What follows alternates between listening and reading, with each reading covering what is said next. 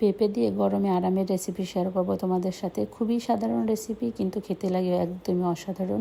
তো চলো শুরু থেকে শুরু করেই ফেলি। এখানে পেঁপে কেটে নিয়েছি, আর পেঁপের যে ছোলাগুলো ছিল ওই ছোলাগুলো আমি ব্লেন্ডার করে তারপর আমি শিং মাছের সাথে মেখে নিয়েছি। আর শিং মাছ দিয়ে আজকে রান্না করা হবে পেঁপে, আর একদমই সাধারণ। তো এখানে আমি সুন্দর করে পেঁপেগুলো দিয়ে মেখে তারপর আমি ধুয়ে নিয়েছি। আর দেখো কত সুন্দর হয়েছে। তো অনেকে ভিনেগারও দেয়, ভিনেগার দিলেও হয়। তো আমি এখানে শুধু পেঁপেটাই, যেহেতু কষ বেশি ছিল তাই তাড়াতাড়ি হয়ে গেছে।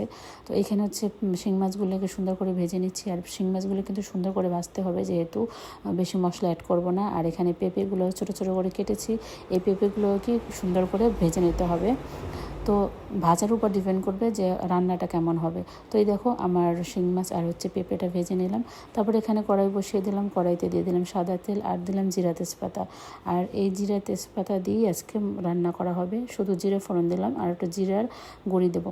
আর তেলের মধ্যে দিয়ে দিয়েছি হলুদ।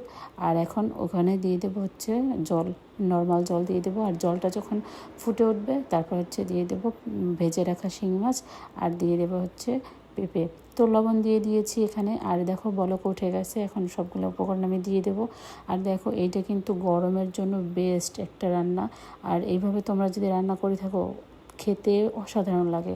আমি তো খেয়ে একদমই ফিদা। আর এটা আমি যখন গরম পড়ে তখন প্রায় এটা আমি রান্না করি। তো এখানে আমার রান্নাটা একদম শেষের দিকে। আর পেঁপে যেহেতু কচি ছিল সেজন্য, আর তাজা ছিল সেজন্য রান্না করতে খুব কম সময় লেগেছে। আর এই তো নামানোর আগে এখন আমি জিরের গুঁড়ি দিয়ে দেবো। আর সবসময় আমি টালা জিরে ব্যবহার করি। তো এটা দিলে কি সুন্দর ঘ্রাণ হয় আর স্বাদও লাগে। তো এই দেখো আমার রান্না শেষ। একদমই সাধারণ একদম রান্না। তোমরা দেখতেই পাইতেছো যে আমি খুব অল্প মশলা দিয়ে রান্না করেছি। তো এটা শুধু জিরে দিয়ে রান্না করা। তো তোমরা এইভাবে ট্রাই করতে পারো। ধন্যবাদ সবাইকে।